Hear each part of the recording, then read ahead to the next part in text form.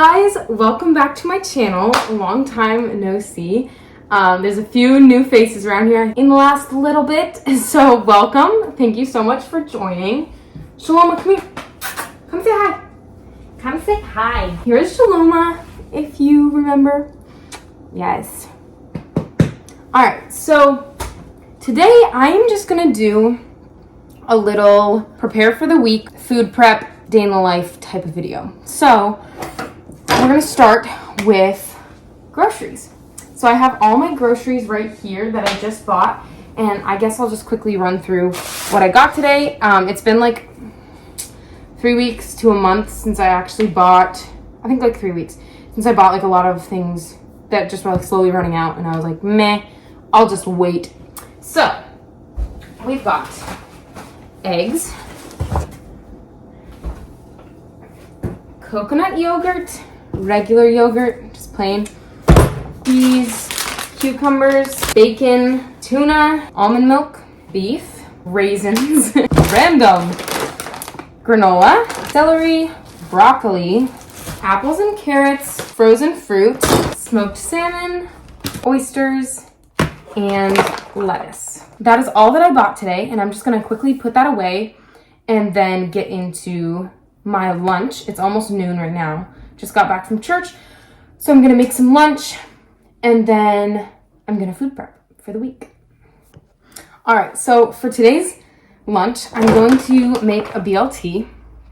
And I thought about this last week and I was like, oh my goodness, when I go grocery shopping, I should get stuff for BLTs and then I'll just have it for the week. And I can do that in the morning if I want a quick breakfast. So I got lettuce, you already saw the bacon, and then this sourdough, which is lovely. So I froze the sourdough, and so now it's hard as a rock, but I'm just gonna see if I can just saw through it. Oh my. To make this like extra delicious. So I'll melt the butter on here, and then I'll stick the bread on and make it like super yummy bread. That's like buttery and like crispy. And then that will be what the BLT goes on. Actually, I should probably make the bacon first and then fry the bread in the bacon grease. That would be better. I haven't been on YouTube in like 6 months, I think it's been. And honestly, like, I'm not here to apologize because I've done that before, and I'm not sorry that I took that time off. It wasn't for no reason, I guess. So that's why I'm not sorry, because it wasn't just a lack of like desire to.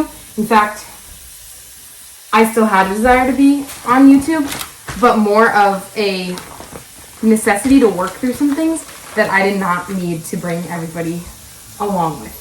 Now everybody's probably gonna be like, oh my gosh, what did you not bring us along for? But like, it's seriously like, I don't know. There's just things that, because I was like, oh my gosh, I should like share this all on YouTube and like be super vulnerable and authentic. But then I was like, you know what? I'm working through this right now, and I do not need to try to like have it polished enough to share, or to be so vulnerable that I'm like crying on camera all the time. So I filmed a few videos back, I think in the fall, and I don't even know if I posted them. And even those ones, I just was like, I don't know. I just wasn't feeling it. Wasn't feeling like it really needed to be shared. Even though I'm sure some people would like carry me well, like, and be kind to me. It's just, you know, when there's certain things you just share with like people that you actually are in contact with all the time. So that's who I was sharing with. And that's okay. I will share that this is very hard to cut through. Oh my gosh. All right. So here's the bacon situation, and then this piece of bread was like the end, so I'm not sure. I stuck it on there, and it's still frozen in there, in the middle. So I put the other breads in the toaster first, and then I'll put them on here. So next, I think I'll prep my lettuce, and honestly, I think I should just clean it all for the week, because then it will be ready to use. And then I'll clean out this so it can go back in here. So I actually just started a garden last week, so I'm gonna have lettuce of my own, hopefully, soon. If nothing gets into it, which I already blocked squirrels. This is the appetizer. For the lettuce, just take off the little butts and cut it however big you want it. So I'm gonna cut my little heads in half and then my bigger heads in thirds. I'm sitting here like BLT, and I didn't get out my tomatoes. Here's my tomato. If you've never had a tomato sandwich, you need to have one. They're so good. So good. I can almost do open face because this bread is so fat. Tomato with salt and pepper on it is the bomb. So I will eat the rest of the tomato on the side. Let's go to the table. Okay, this is how it looks right now. I don't know if I should put it together. Like, look how fat this is. It's like bread and I don't know, it's just very fat. So my friend and I have a table that's like low to the ground. So you sit on the ground. So that's what we're doing. Anyway, so I don't know what life updates I should give you all. Because basically, life has been so crazy, but it's good, and I'm learning a lot, like so much. So I was, oh my gosh, this is so bad. As you all know, I've been at this ballet company, this Christian ballet company, for a long time. Well, I grew up in their school, and then I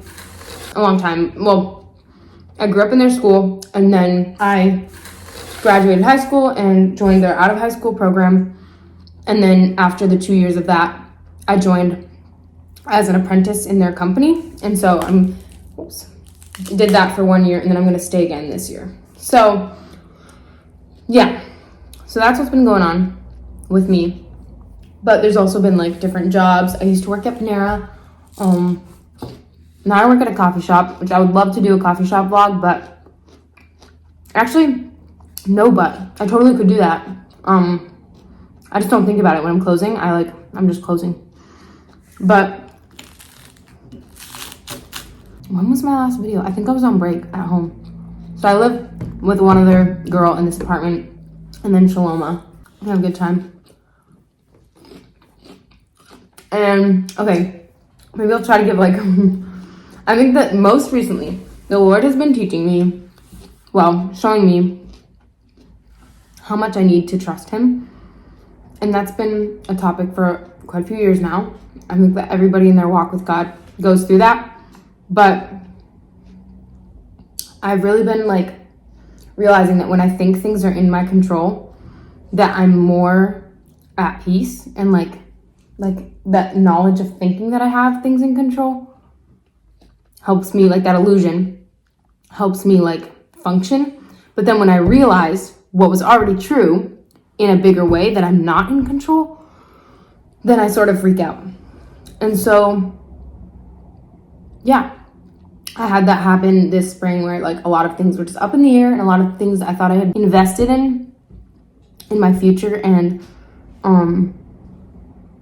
in things and people, blah, blah, blah, that were out of my control where they would go next. And I was like, I've invested in this. How could this fall, or how could this end, or how could this be this way? And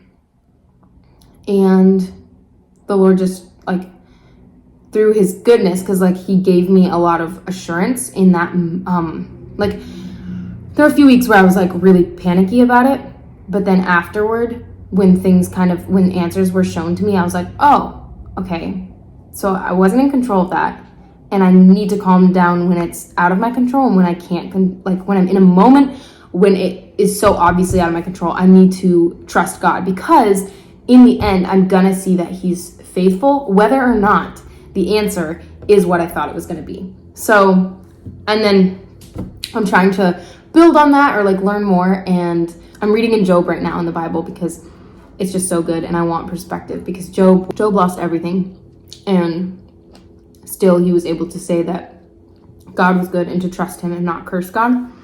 And I want that in my life.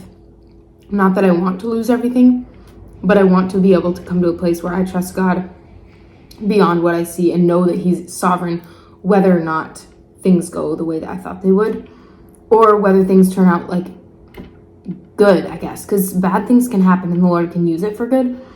And even in the moment when it happens, there doesn't seem to be any good. God can use that place if we give him our heart in those moments.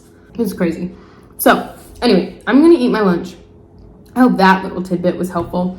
And then after lunch, I think I'm gonna do my laundry / food prep / get out of these church clothes. Lots of things. So yeah, see you guys in a moment. I finished my lunch, changed into all navy blue or blue, and got all of my ingredients out right here. If you want to see my dirty counter. I'm gonna make this like Mexican chip dip kind of, although I didn't buy chips, so we'll see how that works. But basically I'm gonna start with the black beans. It's like a layering thing, so I'll start with the black beans. They're kind of going bad, so hopefully this will be their last little hurrah, and then that's that. Then I'm gonna put some onion, so hopefully this bakes. I put the oven on 385, and I'm gonna let it sit in there. Like the recipe that I looked at that I'm not following anymore, but you know, I just got it for like a reference a little bit, said that you could just warm it up until the cheese on the top melts and it's like warm through, which I don't know how you're supposed to tell, but just, yeah, until it's like warm. But I'm just gonna hope that it's until like stuff is all baked in there, because that's what needs to happen basically. Alrighty, so there's that. And then I have, so it's black beans, raw onions. I don't know if that'll work, but we're gonna go with it. Tomatoes. Literally, these tomatoes are so beautiful. They're like perfection. So I'm just kind of cubing the tomatoes. I'll show you for the next one.